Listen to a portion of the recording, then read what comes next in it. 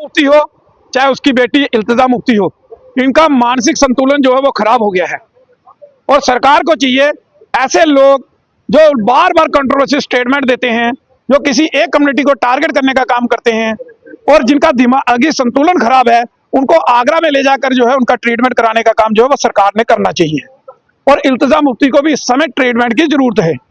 तो जिस प्रकार की उनकी स्टेटमेंट है, 120 करोड़ सनातनी जो हिंदुत्व के जो उनकी पहचान है, उनकी आस्थाओं के ऊपर प्रहार करने का काम जो है वो इल्तिजा मुफ्ती ने किया है। तो सरकार को चाहिए था कि उनको तुरंत बुक करके पीएसए के तहत उनको जेल की सलाखों के पीछे डालने का काम करना चाहिए था, लेकिन सरकार ने ऐसा क्यों नहीं किया? क्यों उनको इस प्रकार का खुला छोड़ा हुआ है कि वो बार बार इस प्रकार की स्टेटमेंट दे रही हैं? इससे पहले उन्होंने कहा कि राष्ट्रीय स्वयंसेवक संघ हो या बजरंग दल हो, वो जो है देश के लिए कैंसर है। उसके बाद वो स्टेटमेंट देती हैं कि एक ये भारत जो है वो लीचिंग स्थान है।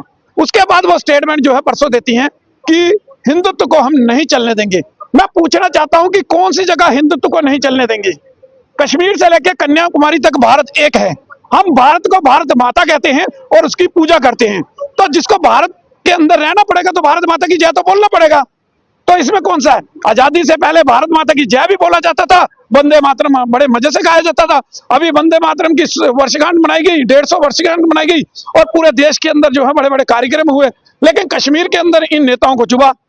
बाकी पूरे देश के अंदर किसी को कोई फर्क नहीं पड़ा, सभी ने गाया, लेकिन इनको चुभा क्योंकि ये ज्यादा इस्लामिक थे, ये ज्यादा कट्टर थे, इसलिए इनको चुभ गया। लेकिन पूरे देश के अंदर किसी को नहीं चुभा। तो ये इस प्रकार की स्टेटमेंट देना इनका काम बन चुका है। ये जम्मू और कश्मीर वर्सेस कश्मीर की लड़ाई लड़ते हैं। इनका पीडीपी का जनाधार जो है वो केवल कश्मीर तक है, वो भी कुछ नहीं बचा। जिस प्रकार से 28 से ये 3 पे सिमट गए और अब इनको 34 सीट जो है बड़ी मुश्किल से मिली है, ये अपने जनाधार को वापस पाने के लिए, क्योंकि पिछले कुछ समय में इनकी हालत वो हो गई, इनके सारे नेता इनको छोड़कर चले गए, इनके बड़े बड़े चेहरे थे वो भी चले गए, इनकी पीडीपी जो है वो छिन्न भिन्न हो गई। लेकिन अब अपना जनाधार बढ़ाने के लिए जो है वो इस प्रकार की स्टेटमेंट देना और कश्मीर के लोगों को बेवकूफ बनाने का काम जो है ये दोनों माँ बेटी जो है वो लगातार कर रही है। जिस तरह से वीडियो का जिक्र किया है, एक वीडियो हिमाचल की है, एक वीडियो उत्तराखंड की है और एक हरियाणा की है। 3 वीडियो को लेकर जो वो कर रही हैं कि हाँ उनके अंदर जो है जय श्री राम बुलवाया जा रहा है, लेकिन जो बांग्लादेश के अंदर हो रहा है वो उनको सुनाई नहीं दे रहा। 12 लोग अभी तक वहां पर मर गए, वो उनको दिखाई नहीं दिया। छोटी छोटी 3 बच्चियां जो हैं जिनकी उम्र 5, 7 और 9 साल थी, जिनको जिंदा जला दिया गया, उसके ऊपर उनको नहीं दिखाई दिया। वहां पर हिंदुओं को टारगेट किया जा रहा है।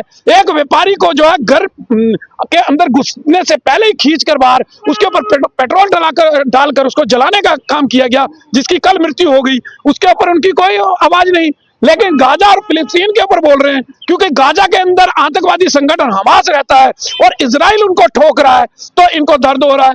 इनका प्रेम तो या पाकिस्तान के खिलाफ दिखता है या फिलिस्तीन के खिलाफ दिखता है। तो वही सारा इनका है। ये देश के कब सगे होंगे? तभी तो ये भारत माता की जय नहीं बोलते, क्योंकि ये भारत के सगे नहीं, ये आतंकवादियों के लिए रोने वाले लोग हैं।